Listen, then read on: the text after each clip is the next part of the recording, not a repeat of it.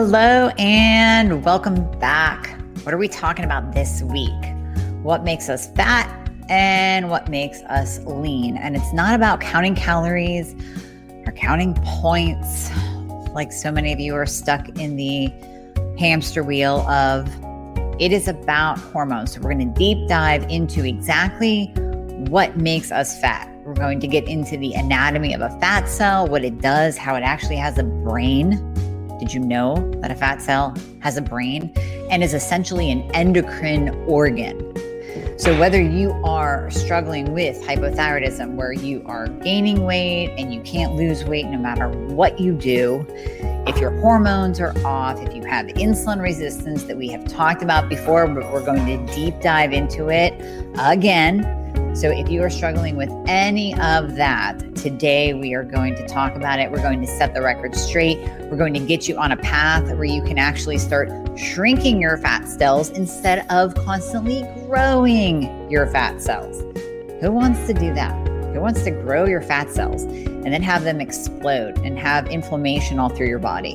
We're going to explain how, when you grow your fat cells, you are messing up your own hormones and you're literally creating an inflammatory response in your body. I'm Amie Hornaman, functional medicine practitioner, nutritionist, and specialist in treating thyroid conditions, broken metabolisms, and hormone imbalances. My goal for over 24 years has always been to help my patients get their life back. And that's what we're here to give you. We're giving you the simple, actionable strategies to actually fix your thyroid. That's why I created the Thyroid Fixxr podcast. So if you're struggling with weight, energy, brain fog, and hair loss, then hey, you're in the right place. Let's get you fixed. So we said on the last podcast, and if you didn't listen to it, it was just a little one. You can go back and watch it. We said that a fat cell can't grow without the presence of insulin, even when swimming in a sea of calories. So what that means is you can take in a ton of calories, and as long as there is low insulin or no insulin present, so think taking in a ton of calories and fat. So this is going to be a game changer for you, and you can probably hear the excitement in my voice. The latest introduction, the latest member of the family to the Fixxr line is Metabolism Fixxr. And this, oh my God, I formulated this just for all my people out there that need to lose weight, that need help in the weight loss department, that can't lose weight no matter what they do, that feel like they have a slow metabolism, and that might be thinking of trying all those peptides out there, you know, the Beverly Hills soccer mom drug of choice for weight loss peptides. Or even if you're on them already and you're like, man, these are really expensive and I'm still not losing weight, add in Metabolism Fixxr. Here's what I did.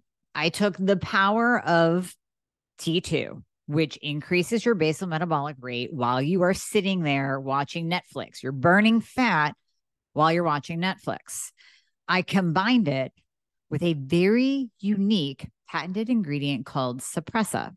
Suppressa has multiple clinical trials backing its efficacy in reducing your appetite, decreasing snacking, and providing way more control over your food intake.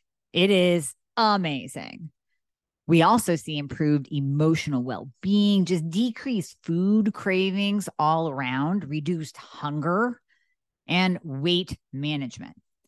Add on top of that, we have green tea extract, we have purple forest purple tea extract, both of which affect the metabolism in a very positive way without the jitters of normal fat burning supplements out there from the 1980s and 90s, right? The ones that made you feel like you're having a heart attack. You will not have that in any of my supplements, Thyroid Fixxr or Metabolism Fixxr. But Metabolism Fixxr, ooh, yeah, we kicked it up a notch. It is in powder form, so you can drink it through your day. It's going to flavor your water. We got orange crush and refreshing citrus. I love them both. It is going to keep you under control all day long. So you throw a couple scoops in your water bottle in the morning, throw a scoop or two in your water bottle throughout the day. You will have fat burning and appetite control the entire day for what? An eighth of a price of the peptides? Oh my God, you can't go wrong. So grab some Metabolism Fixxr today. Please let me know how you do on it. I am super excited for you. Super excited. You ate 5 avocados and 5 tablespoons of coconut oil and a cup of coffee with 10 teaspoons of heavy whipping cream, right? So all kinds of fat, tons of calories, virtually no insulin response by the body. So here's your fat cell swimming in a sea of calories. It will not grow. It will not grow. If there's insulin present, even in lowered caloric intake, so think of you vegans and vegetarians when you're eating your Beyond Burgers and your lentils and your Ezekiel bread with some kind of hummus spread and 2 pieces of fruit. So carbs and sugar and high insulin, and maybe you only had 500 calories total. But those calories spiked your insulin so much that here's your fat cell swimming in a pool of insulin. It's going to grow. So we talked about that on our last podcast. Now we're going to deep dive into it. I think we have to go over a couple of myths first.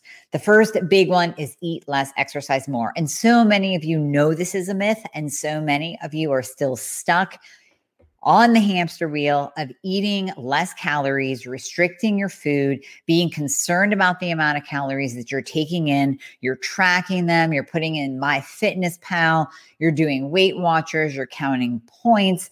You are so consumed with the 1980s, 1990s thought process of counting calories and exercising more that you still believe that that works. So I will ask you, what is the definition of insanity? Doing the same thing over and over again and expecting a different result each time. You don't get a different result because all that calorie counting and cutting and exercising, and you're the cardio queen at the gym or king at the gym, is not working, and you are not losing weight no matter what you do. So it comes down to what is internal, what is going on with your metabolism. So that's myth number 1. Calories in, calories out, eat less, exercise more, does not work. Let me give you a quick analogy before I move on from that. So there is a doctor, a professor, and he asks his students when he's trying to get this point across about how eat less, exercise more doesn't work. He says, okay, and you can answer this question for me. What would you do if I had a huge feast plan of all this fantastic food, the best food that you can imagine? What would you do to ensure that you would come hungry so you could eat as much as you wanted to and you could sample all of this fantastic gourmet food? What would you do? Well, the students answer, what we would do, we'd skip meals and we would exercise more so we could come hungry. Okay, now you're overly hungry. And what happens is hunger always wins. So think about that in the real world of eat less, exercise more. That's the same thing that you're doing day in and day out when you restrict your calories and you go to the gym for a couple of hours and spend hours on the treadmill. You're eating less, you're exercising more, you're becoming more hungry, and hunger will always win. In addition to that, your metabolism will downshift. So the fastest way to lower your metabolism and lower your free T3, which is your active thyroid hormone, the fastest way to do that is to starve yourself, and not literally starve. I don't mean take away your food or go on a fast. I mean eat less, exercise more. So that is the fastest way to downshift your metabolism and keep yourself hungry. You hear my dog over here? He's freaking out. I think that he is eating less and exercise more. He did have a big run today. So he's just like all kinds of crazy. So if you hear background noise, that's Riley rolling on his bone. That's what's going on back there. Anyways, moving on.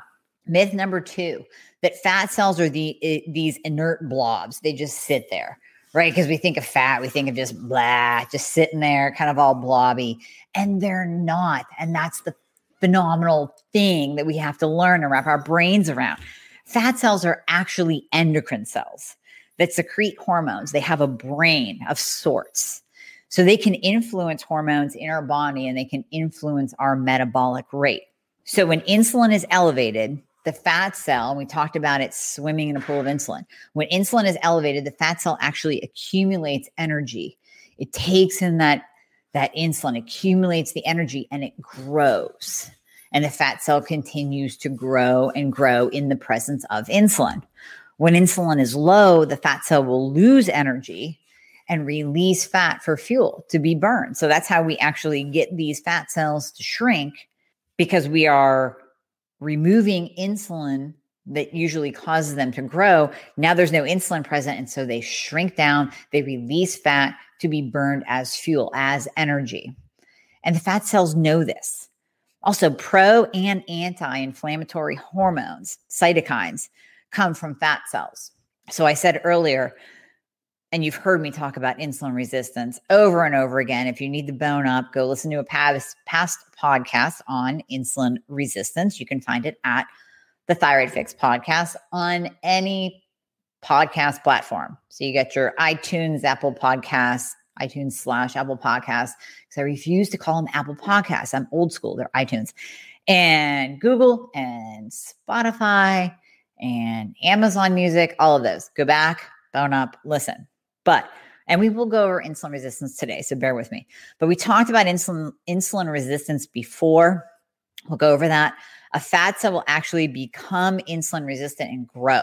So in the presence of insulin, here's your little fat cell. Now it's becoming resistant and it's growing and it's growing and it's releasing these pro-inflammatory cytokines to inflame the body. So now you have an issue with this inflammation response in the body, which is why we tie other disease states like Alzheimer's and Parkinson's, obviously type 2 diabetes, back to having that insulin resistance, having more fat on the body. That's why we're tying it back, because they're so closely related. When a fat cell becomes insulin resistant, it grows, and then it's a feedback loop. So now you're getting fatter and you're more insulin resistant, and you're eating wrong and you're more insulin resistant, and you're getting fatter and you're more insulin resistant. And it's just a vicious cycle. And eventually we see diseases like type 2 diabetes, cancer, Alzheimer's, which is now being called type 3 diabetes because of its correlation to high insulin levels. Now we're seeing all of these diseases begin, and that's why we're obese as a nation. That's why we have more cancer rates than ever before. That's why we have such an awareness of Alzheimer's, because we're seeing it more and more. It's not just old age and forgetting things. We're actually seeing a decline. And I see it personally firsthand in my family with my mother. We're seeing a decline in the brain to where a person becomes mush because their brain is so filled with plaque from the high insulin pumping out over and over and over again throughout a lifetime, that's where we end up. But we don't have to end up that way. Not only can you look and feel better and actually feel good about putting on clothes and heading out the door, but you're also preventing for the long term. You can't sit there and say that's never going to happen to me. You're actually doing prevention now for the long term. So fat cell, insulin resistant, it grows, it starts leaking fat, but you might think it's a good thing. It's not leaking fat in the way that it's releasing fat to be burned as fuel. It's leaking it, but it's not reducing the fat in the body. It's leaking those pro-inflammatory hormones with it. So that's where we get into that vicious cycle. You've heard me talk about leptin. That's the satiety hormone. That is also secreted from the fat cells. So you can see how these fat cells, they're kind of smart. That's why we need to give them credit. They're smart. They're part of the endocrine system. We have now learned that they are not just blobs. They actually have an endocrine place. They have a brain. They secrete hormones. They influence our hormones. So you have leptin. It's secreted from the fat cells, and that can actually stimulate the brain to release sex hormones. So let's think of this in terms of what we see in our kids these days. That's why we have these little kids going into puberty early. It's called precocious puberty. And that's why we have an increase in childhood obesity. There is an increase in childhood obesity, period. Look around, go to a school and just sit there. Well, no, don't sit there outside the school. You'll get arrested. Okay, just look at a group of kids. Okay. Go to your kid's friend's house and look at them. 9 out of 10 of those kids will be obese. I promise you, unless you live in, a sports run neighborhood that maybe they're not, but 9 out of those 10 will be obese. Kids will be obese. And this is why we are seeing little girls having their periods, starting their cycles at age 10 and 11 these days, because what ends up happening is that the fat from the childhood obesity is pushing puberty to an earlier age because fat cells secrete hormones. They're causing the brain to pump out sex hormones. So now you have these little girls carrying more fat mass, pumping out sex hormones, and the body thinks, oh, look at this. There's more estrogen, progesterone, testosterone. She must be fertile. And her cycle begins at too early of an age. Now, of course, that's in addition to being exposed to exogenous hormones. That's another topic. Just think about carrying extra fat. And that's why we see an increase in low testosterone in men, in adult men, because of increased fat. As we are becoming more obese as a nation, increased fat, when a man is carrying more fat, especially belly fat, that will actually increase his estrogen level, because estrogen is stored in fat cells. It will increase estrogen level, which will decrease his testosterone level. And I have seen this increase like crazy over the last couple of years. Every time I talk to a man, I say, we have to check your testosterone and estrogen, because there has been a rash of low testosterone in men across the board, all ages. And could it be because we are just simply carrying excess body fat as humans, as a nation? We are becoming fatter and fatter, and we need to do something about it. But in order to do something about it, you have to learn what causes it. And it's not the calories in, calories out model. It is just not. So when we're talking about fat cells, back to the fat cells, they actually have a very low metabolic rate. But a fat cell can increase its metabolic rate close to what a muscle cell is by changing insulin, by lowering insulin, by getting out of that insulin resistant state and actually increasing ketones that force fat cells to behave differently. So you've all heard of white versus brown fat. Sometime in your life, you've probably read an article of white fat versus brown fat. White fat is just kind of there. Yes, it still has an endocrine place. Yes, it still signals the brain. It still secretes hormones like leptin and ghrelin. Still does that, but it's got a really low metabolic rate. It just kind of sits there. And to burn it takes effort. Brown fat, which we find in the chest cavity, and we can actually see it. So when we dissect it, we can actually see the color difference. Brown fat is more metabolically active. So we are now learning that we can change that white gloppy fat to brown fat, which is more metabolically active, by decreasing insulin in the body. So you're actually changing that insulin response. You increase ketones in the body to be burned for fuel instead of glucose. And that fat can actually change from white fat to brown fat. When you think about muscles, they are so metabolically active, right? But we have more muscle on our body mass-wise than we do our brain and our kidneys. Your brain and your kidneys actually are more metabolically active than your muscles, the kidney being the most metabolically active organ.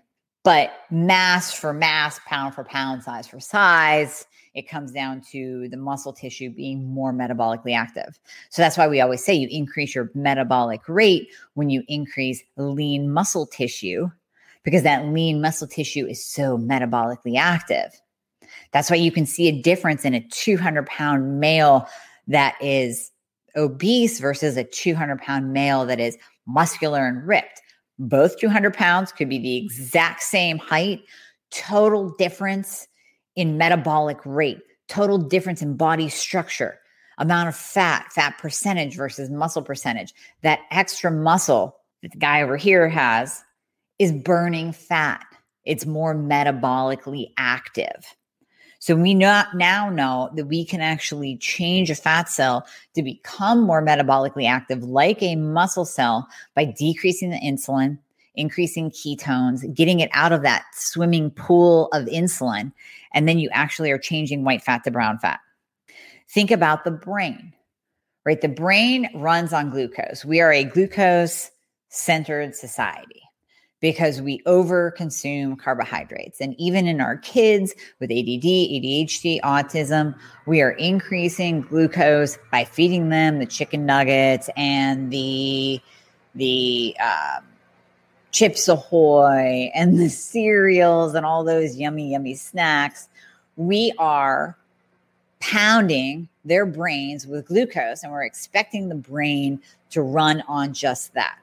What if you stepped back? Because we know with how high insulin affects the brain. We see it in Parkinson's patients. We see it in Alzheimer's. We see it in dementia. We see it in learning disabilities. We now know that high insulin levels will impair progression of the brain. So if you have an autistic kid, why are you feeding him sugar, carbs? Why don't you try to get him into ketosis and see how his or her brain does running on ketones? Because we now know as well that not only does the body run better on ketones, not only does the fat change from white fat to brown fat, from lobby fat to metabolically active fat, we now know that occurs. Why not try to run the brain on the ketones that the brain actually prefers to run on?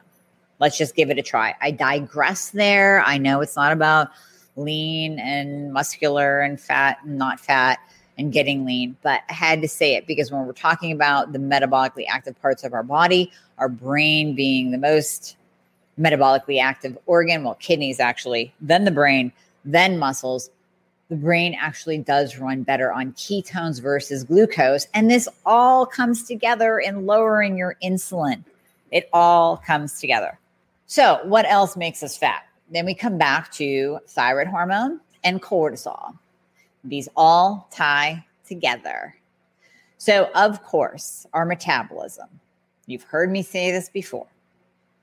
You know I'm a thyroid specialist. So our metabolism runs on thyroid hormone. The thyroid is the master gland that runs the show. So to have any amount of metabolism whatsoever, you have to have adequate amounts of thyroid hormone, specifically T3. So when we're talking thyroid hormone, we're talking T4 and T3. You need T3 thyroid hormone to get into the cell because our cells have receptor sites on them. Every cell has a receptor site for T3 thyroid hormone. You need adequate amounts of T3 to actually bind to the cell and give you a metabolism and grow your hair and strengthen your nails and give you a better mood and give you energy through the day. But when we're talking about losing fat specifically, you need adequate amounts of thyroid hormone. If you don't, if you have subclinical hypothyroidism, if you've been told that you are normal, but you still can't lose weight no matter what you do or how hard you try, then I urge you to look at your thyroid hormone profile. And that's everything. You've heard me say this before. I will repeat it again for anybody that might be new listening. TSH, free T3, free T4, reverse T3, and the thyroid antibodies. Just spoke to a person the other day, new patient, thyroid antibodies present. If you need to go over the 5 stages of Hashimoto's, that's another podcast. Go back, listen. We can maybe put it in the show notes of which one that is. 5 stages of Hashimoto's, antibodies are present. Thyroid labs still look decent, but not optimal.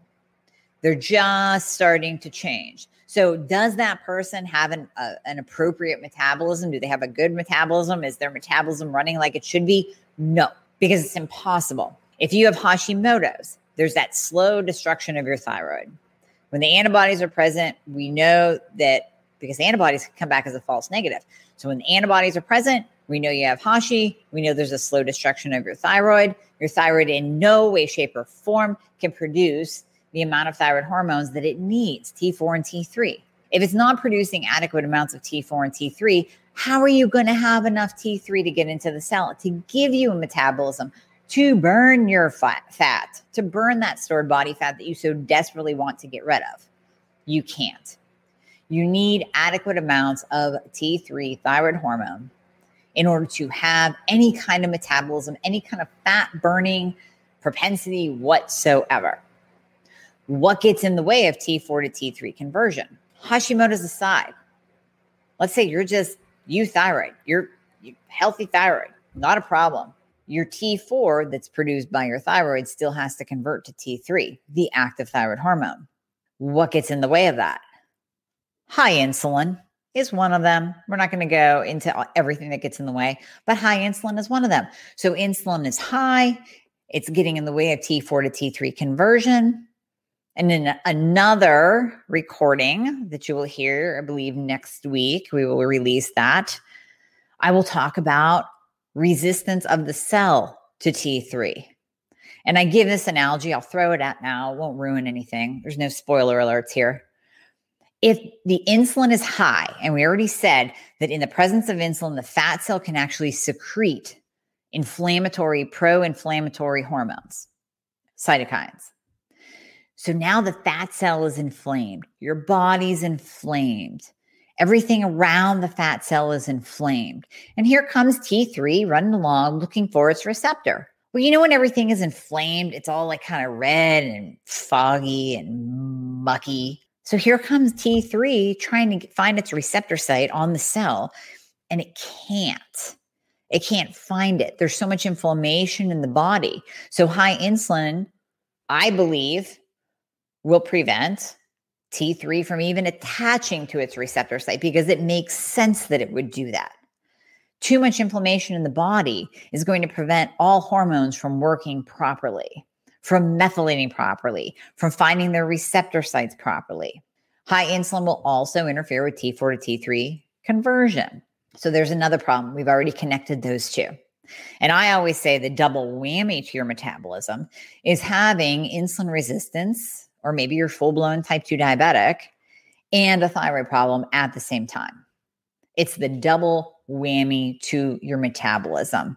And to get that fire going, to get your metabolism up and running, there's a lot of work. We have to take down that insulin. We have to fix your thyroid and optimize your thyroid. But those two factors are really going to affect you. They're really going to affect your metabolism and your ability to lose weight. The other factor is cortisol. So high cortisol levels kind of have a back and forth feedback loop with insulin.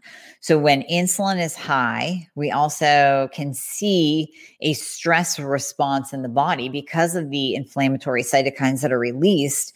And then, so insulin high, cortisol goes up in response to that stressor of being constantly inflamed. Carrying extra weight is a stressor. Obesity is a stressor on the body. So you can have higher than normal cortisol levels when all those other factors are in play.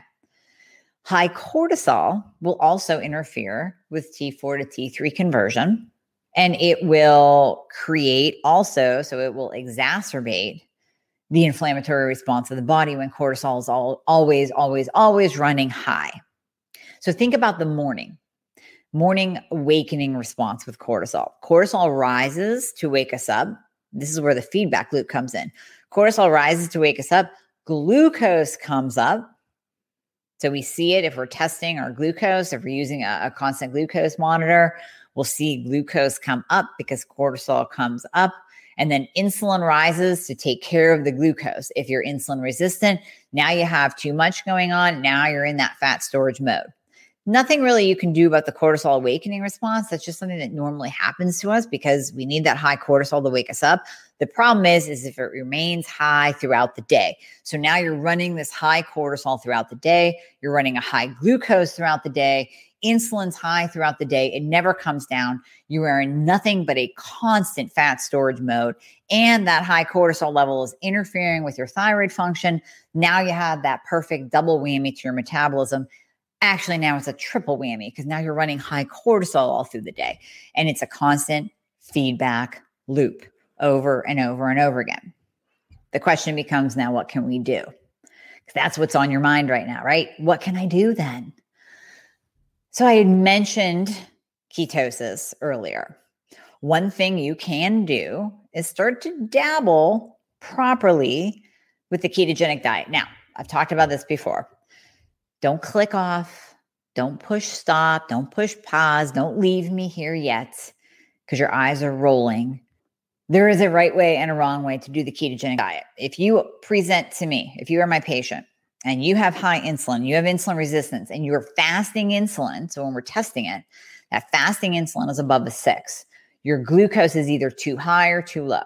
So yes, we want it around an 86, but if you're coming in at a 78, you have reactive hypoglycemia, meaning it was really high at some point in time. So glucose high above an 86 or too low, like below, it's like a 78 or below, an A1C above a 5, a fasting insulin above a 6, all indicative of insulin resistance. Also, if you get a lipid panel and you have high LDL, high triglycerides, not enough for a statin, but that is indicative of insulin resistance. We bring down the insulin. Those all come into play too, just as a side note. So we have to lower your insulin. What did we say at the very beginning? In the presence of insulin, a fat cell will grow, regardless of caloric intake. Calories can be high, swimming in a pool of calories. But if insulin is low, a fat cell will shrink. How do we make insulin low? I gave you the example of eating nothing but fat. So fat does not cause an insulin release at all. Protein causes a moderate insulin release. We have to take into account that you don't eat too much protein because that can cause insulin to be secreted, and it can still put you into a state of insulin resistance. I've seen it in people who overconsume protein. And then carbohydrates, big insulin spiker.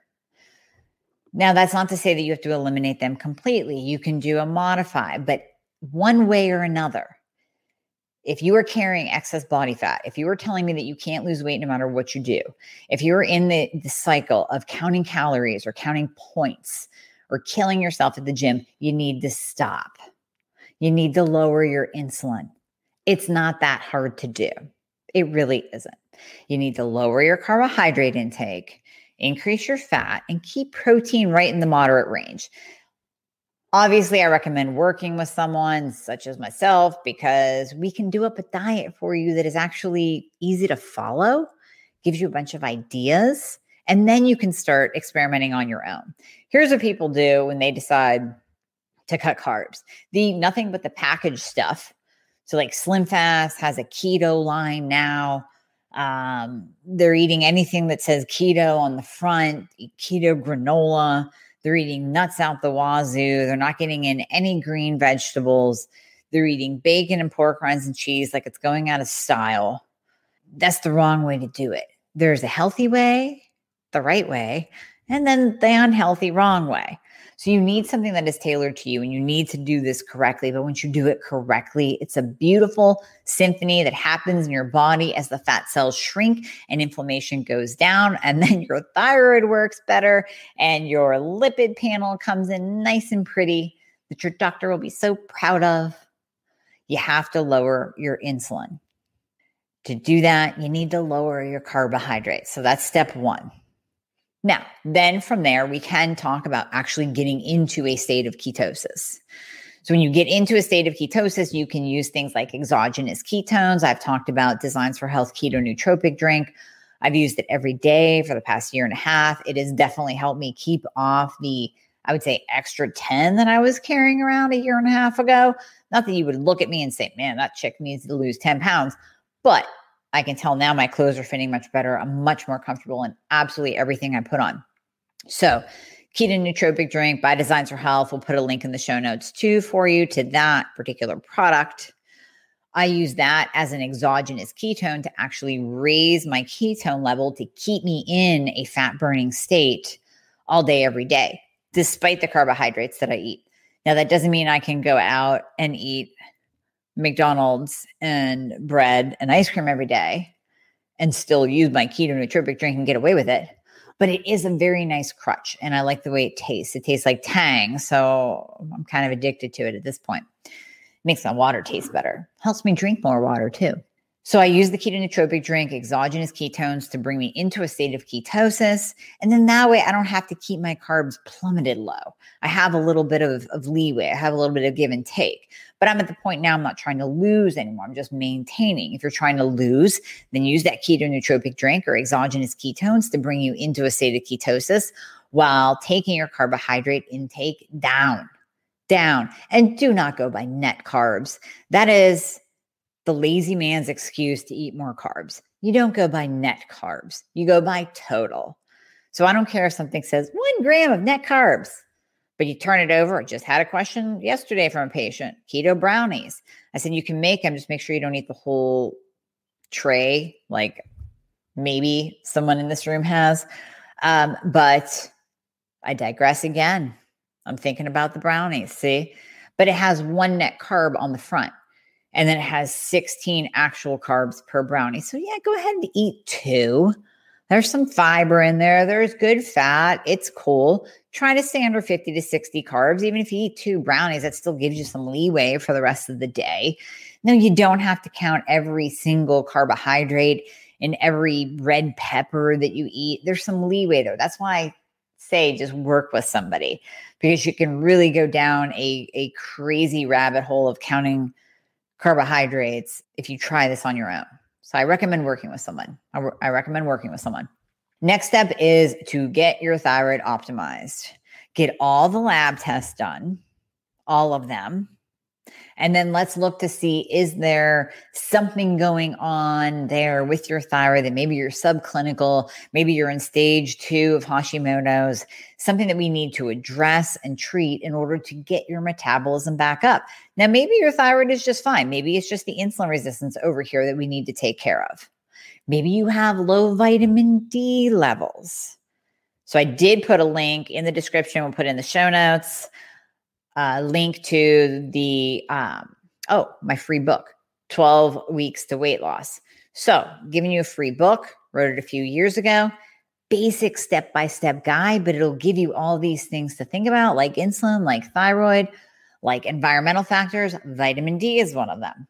Low vitamin D, bad for insulin resistance, bad for the brain, bad for your mood, bad for your immune system, really bad if you have Hashimoto's, you want that vitamin D level up, and bad for obesity and insulin resistance. So you do not want a low vitamin D level. Take care of that. That's easy to do. Vitamin D with K, get that vitamin D level up. Make sure your vitamin D is optimal, but we really have to think about insulin, thyroid hormone, and cortisol. So we treat the insulin resistance. We treat that with berberine. We use a low carb diet. We optimize your thyroid. We get all the testing done. Maybe there's medication that needs to be used. Maybe we can do this naturally and just support thyroid function. We get your vitamin D levels up. We address cortisol. So with cortisol, you got to chill out. You got to lower your stress. You have to do yoga. You got to do meditation, pray, whatever it is you do to lower your stress. But also, maybe you need a 4-point salivary cortisol panel. And I say this because you can't just test cortisol in the morning with blood. You can't. That gives us 1 point in the day. And what if you come in high, right? What if that morning blood test of cortisol is elevated, but then we test you through the rest of the day using that 4-point panel, spitting in a tube, salivary cortisol panel, and here you are flatlined high. That's a problem. You would never know that with just 1 point tested in the morning. You would never, ever, ever know that. So here's your cortisol riding high all through the day, keeping your insulin elevated, keeping you in a stressed out state, keeping you in an inflamed state, keeping you in a fat storage mode. You got to get that cortisol down. So there are certain things that we can use throughout the day in addition to optimizing your thyroid and lowering your insulin. We can use certain products to actually bring that cortisol level down. This does not mean run out and throw ashwagandha in the mix. Please. That's what everyone does. They go out and they get ashwagandha. Ashwagandha is great in some instances, but you have to remember that it can also push cortisol up. So if you're riding high throughout the day, you may be doing yourself a disservice by just throwing in ashwagandha willy-nilly whenever you think about taking it. There are times that we use ashwagandha. Ashwagandha is better for males than females. So don't just start using things just because you read it somewhere or heard it in a blog or, I don't know, read it on Facebook, because I always say this, your boyfriend's sister's boyfriend's aunt's sister used it and thought it was good because she heard it on Dr. Oz. That's the last thing you want to do. You need this personalized to you. So you need some answers, right? You need some answers first. How can you tell if you're insulin resistant just at home? Because you're like, I've asked my doctor for these tests before and it's just not happening. First of all, you can get a glucometer from Walmart, test your glucose, but remember that glucose can lie. So ultimately, we want a couple different tests throughout the day, fasted in the waking, but remember the cortisol awakening response, so that can be elevated. Then what you want to do is you want to test a half an hour after you eat, and then every 15 minutes after that for 2 hours. Now, if you can get a continuous glucose monitor, CGM, which insurances are not really thrilled about paying for because they're very expensive. I do not have one. I haven't even tried to get one because I know they're around $700. But I do know practitioners that have one, they wear one, and they give you that reading all throughout the day, any point of the day. It's wonderful. So you can actually see, instead of having to prick your finger every 15 minutes for 2 hours and write it down, you can actually see what foods are spiking your glucose, what foods are jiving with your body and keeping your glucose low, under 120. So ultimately, you want to stay under 120 at any of those readings after you eat. The other thing you can do is see how you feel. So if you eat a food and you feel like a kid in a candy store, like you're all just jacked up and jittery and your heart feels like it's racing and you're sweating a little bit and you're getting hot, you're probably spiking your glucose too high, thus spiking your insulin too high. The other thing you can do is just go to Ulta Labs. I'm going to put this down here. You go, what's Ulta Labs? Okay, Ulta Labs is a fantastic place, unless you live in the state of New York or New Jersey, or maybe Maryland too. Ulta Labs is a great place to order your own lab tests. So if your doctor says, one thing you can do is go to Ulta and just order a la carte. So they have a great glucose and insulin. You kind of got to search for it. You got to type in the search bar, glucose, insulin, scroll down. It's super cheap. I want to say it's $29 or $39. So there's your fasting glucose and your insulin marker. Thyroid panels. They have a great one. It used to be called Thyroid Advanced, and I just sent it to a patient the other day. Now it's called something else, but it's $153. So type in thyroid, scroll down till you see $153. You get everything. You get TSH, free T3, free T4, reverse T3, the 2 antibodies. They might even throw in a T3 uptake. I'm not sure. But that is way, way, way cheaper than getting a bill for a couple grand for thyroid labs that you tried to order yourself and your insurance wouldn't cover, or begging your doctor and then you get your thyroid test back and then you see, I asked for a full panel and I only got TSH and free T4. This does nothing for me. Then you have to go back. Now you're a month later, you're 10 pounds heavier. You have no answers whatsoever. So get that full thyroid panel done. Get your glucose and insulin done. If you have to go to Ulta and pay out of pocket, do so you can get some answers. Get a glucometer from Walmart if you can't get a continuous glucose monitor, a GCM, and start tracking. Maybe do a 4-point salivary cortisol panel. That's through ZRT. I think they're the best at doing the salivary cortisol panels. They're the most accurate. They've been around forever. Their instructions are very clear on how to use them. So do a 4-point salivary cortisol panel to see, what is your cortisol doing throughout the day? Are you riding high? That's going to keep you in that constant fat storage mode. So what does it take to burn body fat? It's not counting calories. It's not counting points.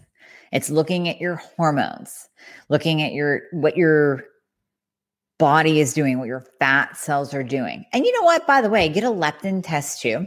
There's something called leptin resistance. And we mentioned leptin earlier when we were talking about it being secreted from the fat cells. And we're talking about it stimulating the brain, releasing sex hormones. We're talking about that's why the childhood obesity is high, also precocious puberty, early onset puberty. So leptin is our satiety hormone. We have ghrelin, we have leptin. The way to remember these, ghrelin, your stomach is growling. So ghrelin is your hunger hormone. Leptin is your satiety hormone. We can be leptin resistant. Now, this doesn't necessarily mean that you're hungry all day. When we first discovered the presence of leptin resistance, yes, it was in I believe he was a teenage boy that was never, ever satisfied. I mean, could eat 24/7, could eat 20,000 calories a day or something high like that. It was crazy high. The kid was never satisfied. That message never got to his brain to stop eating.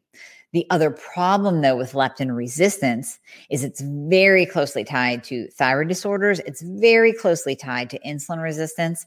And if leptin resistance is present, the way to treat it is to treat insulin resistance and use T3 thyroid hormone.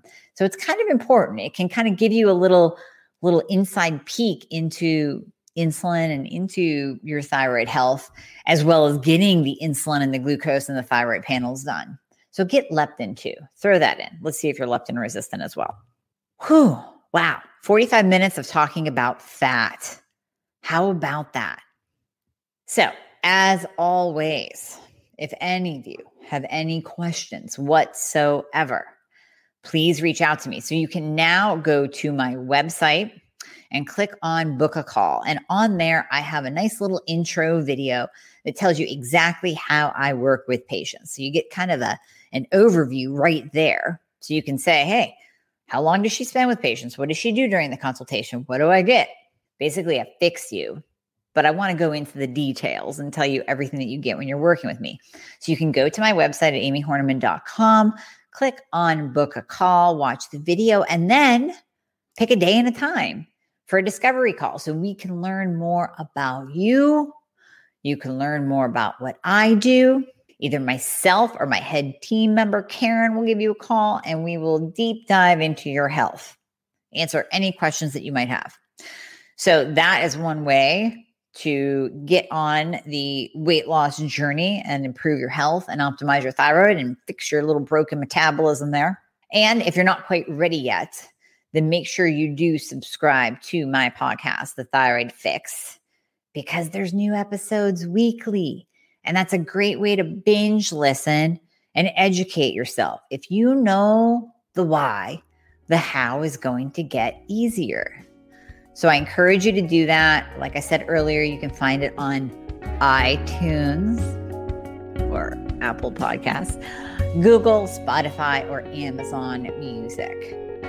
Thanks for listening to the Thyroid Fix podcast. If you like what you hear, hit the subscribe button so you get updated on every single episode that comes out.